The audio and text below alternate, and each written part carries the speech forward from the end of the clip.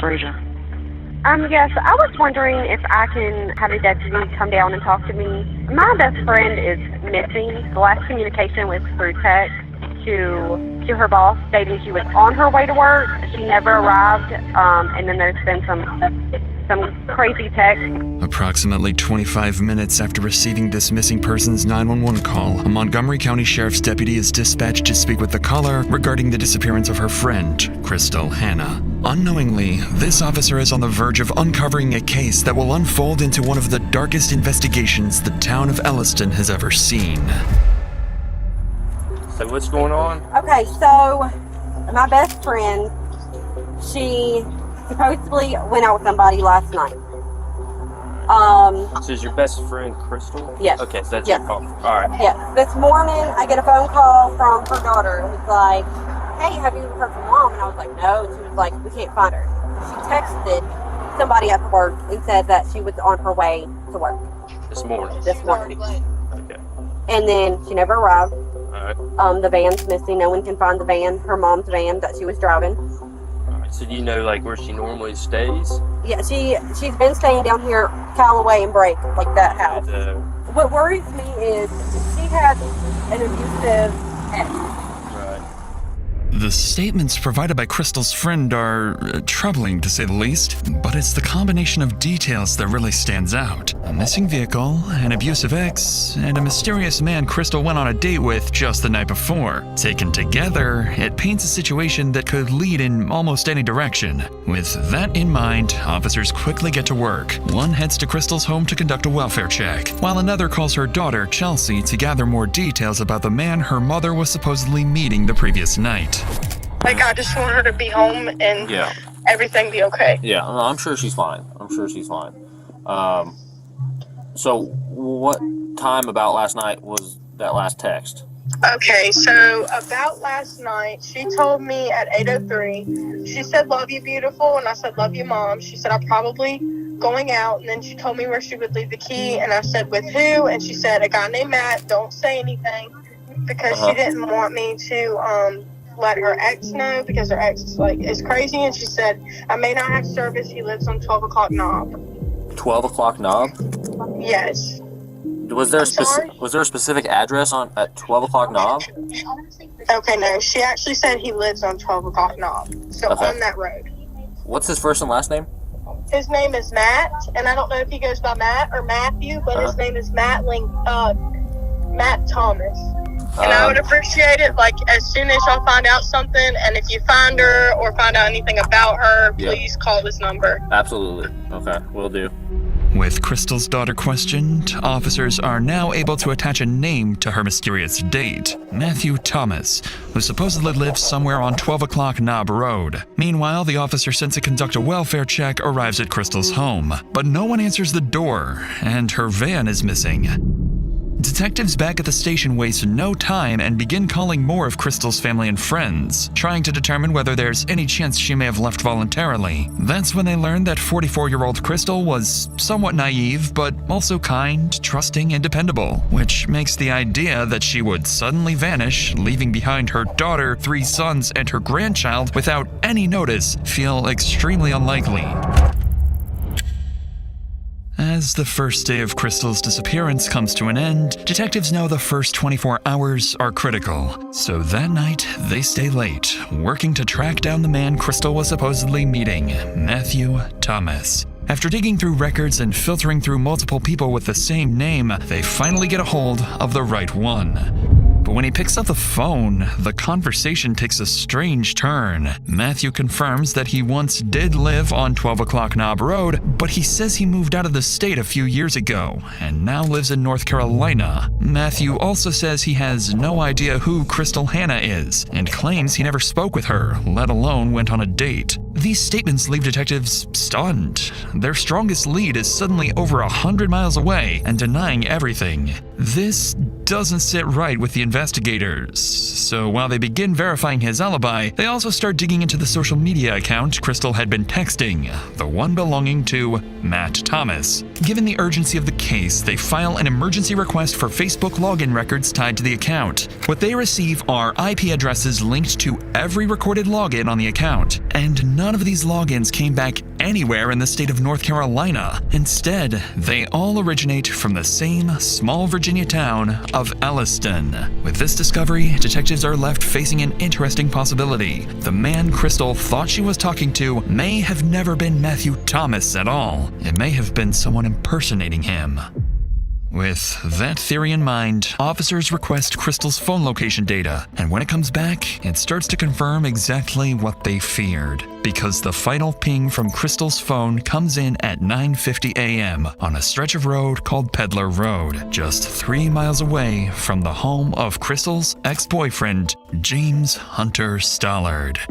What makes this discovery even more unsettling is that impersonation like this doesn't just happen in murder cases. It can happen to anyone, because in today's world, your personal data, your name, location, contact info, it's all out there, scattered across the internet, quietly collected and sold by data brokers, often without you ever knowing. I recently searched a friend's name and was shocked at how much came up. Even old photos with his relatives were available online for anyone to find or purchase. These data brokers rely on one thing: that you won't do anything about it, that you'll keep blindly accepting terms and conditions and using services that collect your data in the background. But with this video's sponsor, Aura, you can fight back. Aura scans its massive database of data brokers for your info and takes immediate action to get it removed. And they don't just stop there. Aura works around the clock to protect your privacy and continually monitors these sites to make sure your data stays off and alerts you if it ever reappears. There are other companies that offer data removal, but Aura goes way beyond just that, offering a complete package of privacy-related services, something no other company can match. So if you want to protect yourself and your loved ones, go to aura.com/DrInsanity to try Aura free for 14 days, or simply click the link in the description to start Aura's automatic scrubbing of your personal information from these data broker sites.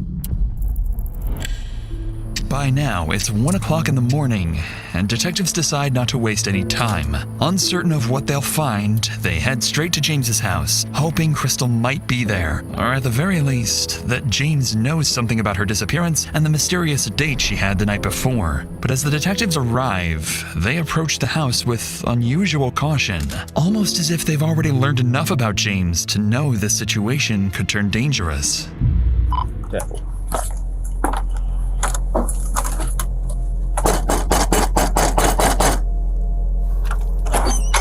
Hey. Hi. James? Yes, sir. Hey, it's Deputy Kuzma with Montgomery County Sheriff's Office. How you doing tonight? How you doing, Good. James? I'm Investigator Marshall. I'm coming out with him. I understand you had some patrol guys talk to you earlier today. Yes, sir. Is that about Crystal? Yes, sir. So we're taking this thing pretty serious, because it's not common for her to go off and be gone for any extended period of time when you guys were together, was it? What do you mean? Like, would she go off the grid and turn her phone off and Oh, yeah, she would do that? Okay. All right. Well, I understand. When's the last time you saw her? It's been 2 days. 2 days? Yeah. So Friday? What's today? Yeah, it gets screwy, and plus it's getting, well, we're at 1 o'clock now, I unfortunately. know you know what you're Yeah. So you thinking Friday or maybe before then? Friday? So does that sound right? Did she drive up She here? brought me some groceries with mom and her dad. They met me at the end of the driveway. When she went to kiss me, she went to kiss me. Okay. So I don't think she's talking to somebody else. I don't know. Did she ever give you any inclination where she might go or anything? Okay. All right. Well, I want to show you this real quick because I'm up front with everyone, okay, when I'm doing this stuff, just because I want to figure out stuff and move on so we don't waste anybody's time to figure it all out. So this yellow dot's your house, right here. This is a cell phone tower on Peddler, okay? So I did an emergency ping on her cell phone, which is now turned off, and she was here. It was 3 point. So I got this box here, and what it says is it was west 3.1 miles from here. So I put this box so it's easy to see. And exactly 3.1 miles to your house here. She was here this morning. 24 hours? This morning at 9 o'clock. So not 24 hours. Yesterday was the last time I've seen her, I guess. When was that? So it was yesterday, not 2 days ago. What's today? Monday. Today's technically Monday right now. So yesterday was Sunday. Uh-huh. One of those days. Okay. Well, this is not 2 days ago. This is yet Sunday morning. Like, you get what I'm saying? It's not adding up. Yeah. I fully got you. Because obviously she's not in any trouble. We're just trying to find her. You're more welcome to come in, man. When confronted with Crystal's phone location data, James appears genuinely caught off guard, claiming he knows nothing about it and struggles to recall the last time he saw Crystal. However, given the late hour, his calm demeanor, and willingness to let officers search the house, nothing immediately seems suspicious. And as they prepare to search the home, they aren't aware of how much more involved he is than he's letting on. Well, to make me feel better, you don't mind if we just walk around out here and whatever? Do whatever you gotta do, man. You sure? Yeah. Okay. Just so we can clear it off and Got you some drink? you do whatever Yeah. you need to do. Yeah. You don't care if we walk inside? Go ahead, man. I appreciate it. Did she end up moving out? She left her stuff. She ain't moved yet. You cool if we turn these lights on? Yeah, go ahead, man. Thanks.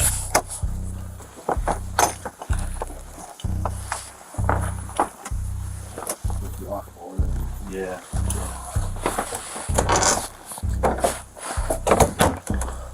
But you mentioned she had some mental health stuff. Has she ever mentioned to want to hurt herself for any reason or anything like that? Yeah. I know. Real quick. I called. I hurt myself all the time. Has she slept here in the last week? A couple days before she brought the groceries, she came here for that reason. And she came a couple days ago for groceries, and then yesterday. What was yesterday's reason? I don't know. Okay, like you didn't see her. No, she must have just stopped and used her phone and took off. That's all I know. 'Cause I never seen her. Okay.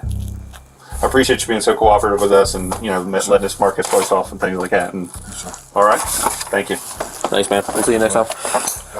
Thanks, you too.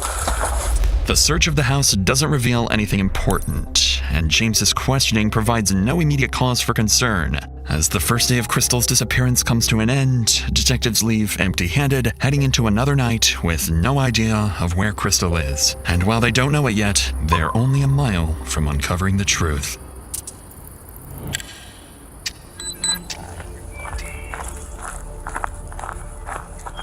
It's 5 a.m., and Officer Richard just arrived to investigate a call about an abandoned car found in the middle of the forest. At first glance, it doesn't seem unusual. Vehicles are often dumped in remote areas after being stolen or used in other crimes. But this time will be different, because they're about to find exactly where Crystal had been all this time.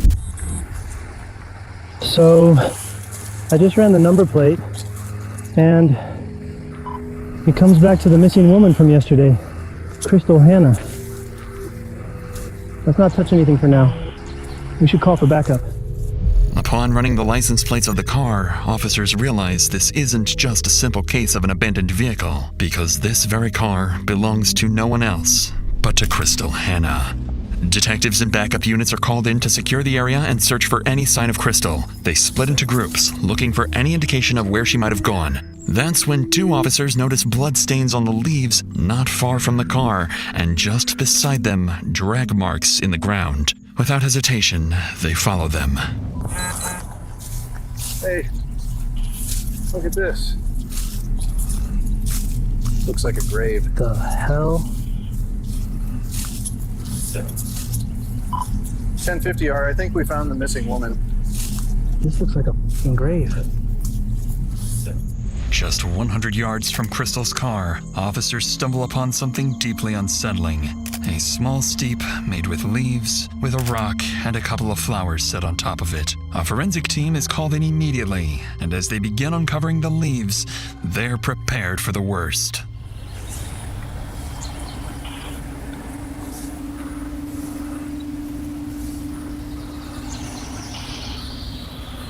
This is her.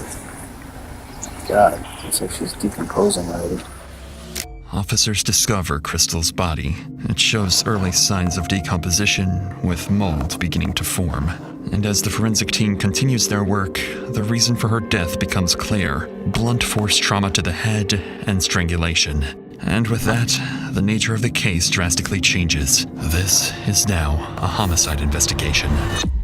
As officers and the forensic team continue securing the area, theories about Crystal's death begin to form. She was trusting and kind by nature, and with the possibility that she was catfished by someone impersonating Matt Thomas, investigators begin to suspect she may have been lured and killed. As officers work to collect evidence and secure the scene, a man arrives claiming to own the property where Crystal's body was discovered. At first, nothing seems out of the ordinary, but in reality, this man already knows the person responsible for Crystal's death. He just doesn't know it yet. Hey, bud. 32 My name's Skip Jackson. Somebody out here with me. Yeah, this is my property. It's your property? Yeah. Okay, so it's an active crime scene right now. What's this mean? So I can't give any information right now. I can call Lieutenant from Investigating It. Yeah, I need to talk to somebody. I need to find out what's going on. Okay. Yeah, if you will, just stand up here with me. Okay, no problem. And what'd you say your name was, sir? My name's Skip Jackson. Deputy Wills. Nice to meet you, sir. Nice meeting you, sir. I appreciate everything you guys do. Yes, sir. The initial conversation with the property owner doesn't raise any suspicions, but unknowingly, detectives have just spoken to James's stepfather. This will soon give James an unexpected advantage, allowing him to adjust the way detectives see his involvement in Crystal's murder. But before any of that happens, the news about the dreadful discovery reaches Crystal's family. Even so, investigators still need to speak with Crystal's daughter and anyone who might have insight into who could want Crystal dead. So they arrange an interview with Crystal's devastated family, where they will soon learn of the threats Crystal and her family have been receiving for months. So, my name's Jeff. I'm an investigator. I've been working with Investigator Marshall. I talked to you last night. Yeah. So, I know you got a lot going on right now. I know you're incredibly upset and feel a big loss. So if you want to talk now and you feel like you can, that's fine. I feel it's necessary If to you get want it to out wait, the way that's now. fine. Or if you want to talk now and there's more later, that's fine too. So what can you tell us? I can tell you about how toxic he was and the things he did to my mom that could have led to the anger that possibly could have killed her. Okay. What type of things did you see? Did you know? There was multiple occasions, but he tried to play it off as like the good guy until I would leave. But there's pictures, and I was in the hospital for proof too, that he beat her till she was almost dead. She was barely breathing at the hospital. They had to put oxygen on her to help her breathe again. And she had bruises all over her body. And the last time I seen her, Hunter left a bald spot because he ripped her hair out. He's chipped her teeth. He's physically put his hands on her and hit her face into the concrete. He's put his hands on me, trying to drag me out of the house. He's tried to destroy everything we have. He told my mom that he wishes she was dead multiple times in front of me. And then sounded very evil with it. Almost like a laugh, thinking it was funny that he was gonna kill her. He's even threatened us. He said we was all going to pay. He said that, yeah, he did say we were all going to pay and that he was going to put my mom and my nanny 6 feet under. Talking about me and her. Yeah. Was that text My mom messages? and my grandmother. I erased my text messages. But it was from text messages? Okay. Clearly devastated, Crystal's daughter barely holds herself together. But despite everything, she and other relatives provide new, strong leads pointing serious allegations towards James that detectives simply cannot ignore. And although Matthew's alibi has not yet been confirmed, the statements they just heard officially turn James into their prime suspect. As the day goes on, officers prepare and gather evidence for James's arrest planned for the next day. But then around 5 a.m., they receive a strange call from James himself. Deputy Kuzma. Yeah, hey, what's going on, Sallard? We talk Yeah. in person? In person? Yeah. Yeah. Let me, are you at the house still?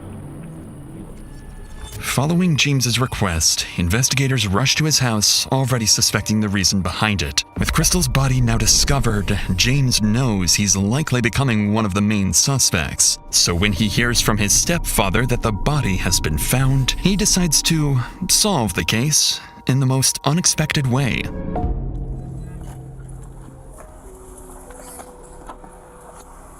Hey. What's going on? What's up? Huh? Yeah. What's going on, man? Tell me what's going on. Well, my Okay. Uh-huh. Yeah, I get you. And we got on the phone. Uh-huh. Started I started getting back and I fucked up. Okay. It's true. Okay. What'd you do? I heard him. Yeah?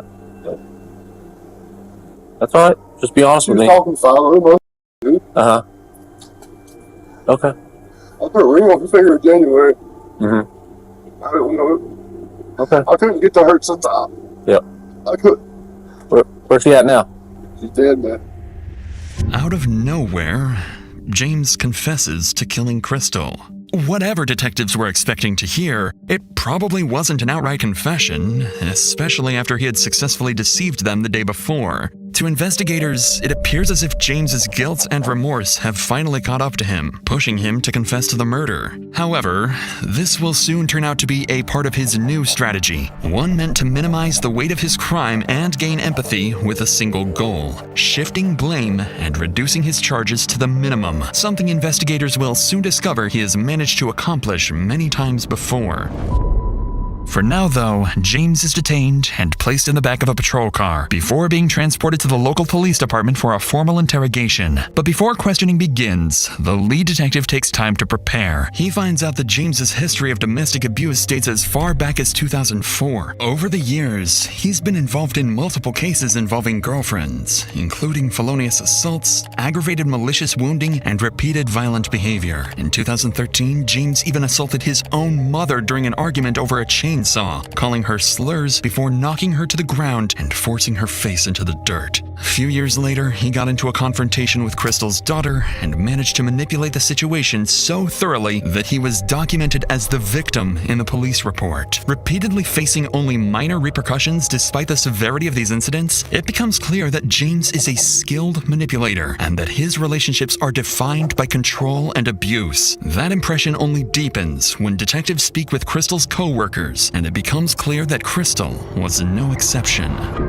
By now, the detective understands exactly who he's dealing with: a highly manipulative, violent man with a documented history of abuse and a pattern of evading accountability.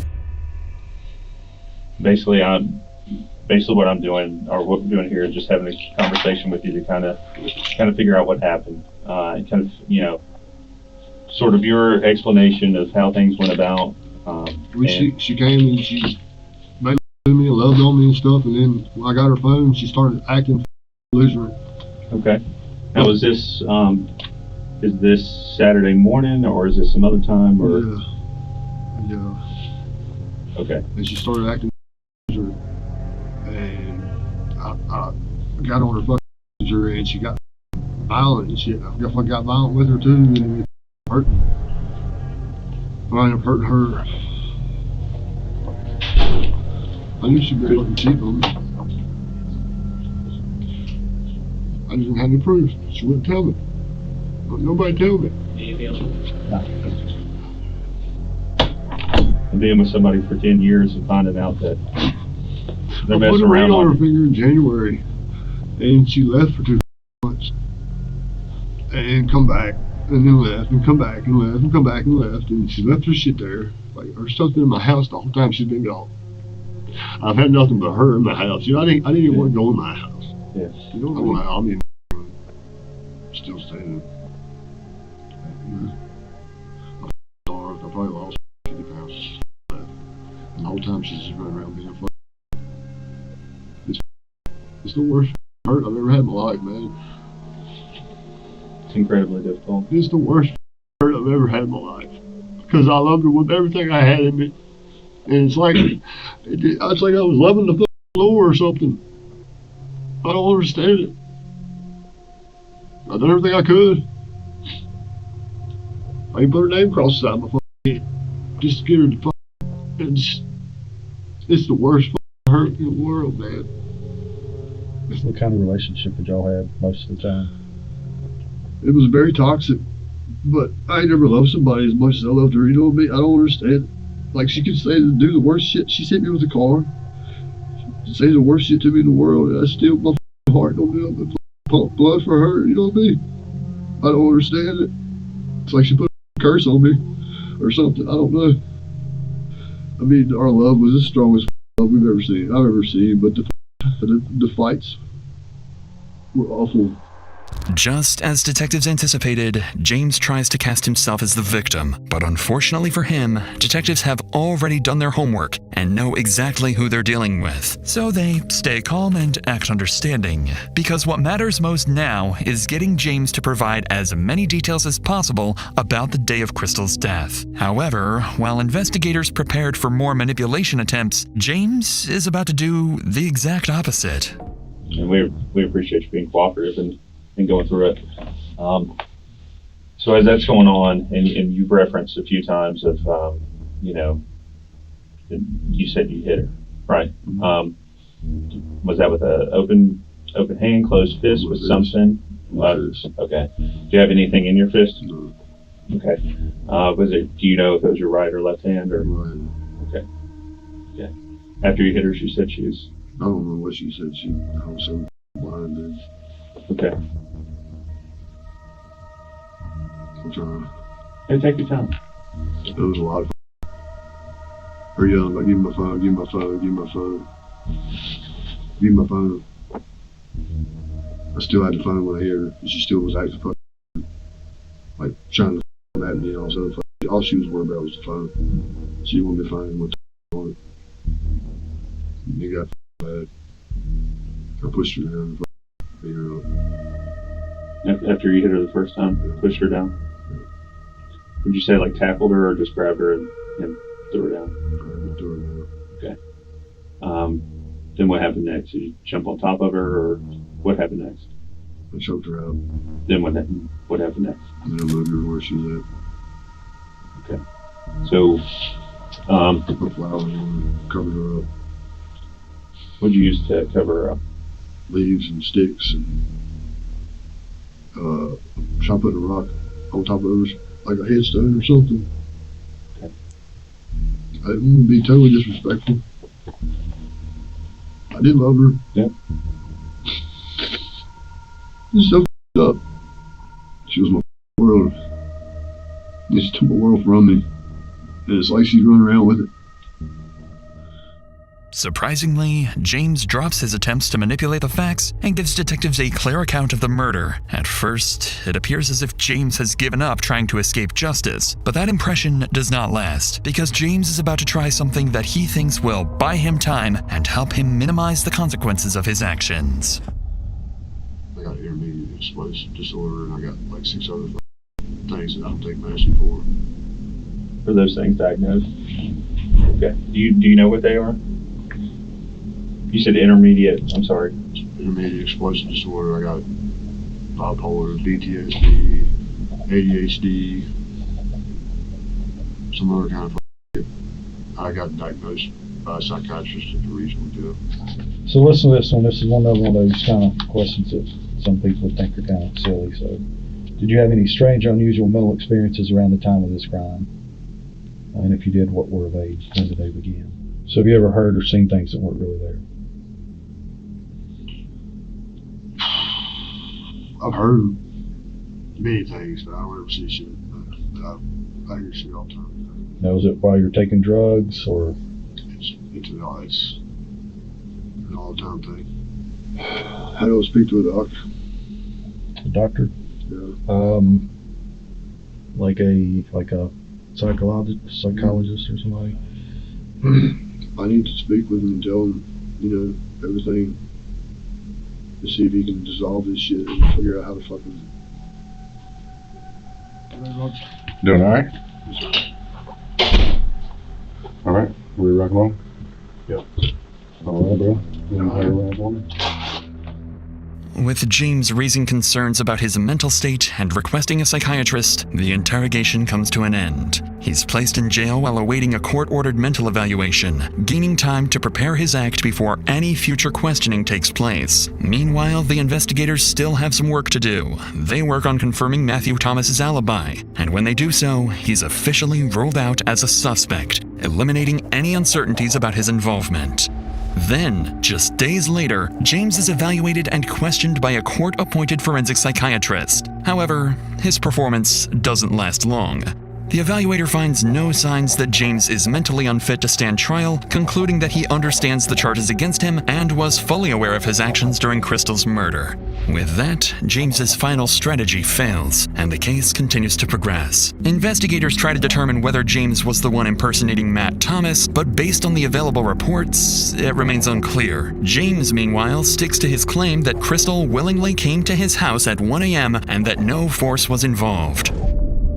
The investigation concludes that Crystal was murdered around 9 a.m. on June 5th. After spending the night at James's house, she was getting ready for work when James took her phone and discovered messages with another man she had been talking to. From there, he lost his temper. The argument quickly escalated into a physical confrontation, during which James repeatedly struck Crystal and ultimately choked her after knocking her unconscious. Then, almost a year later, on August 18th, 2023, despite James's continued efforts to delay proceedings and deflect responsibility, he is convicted of second-degree murder and sentenced to life in prison.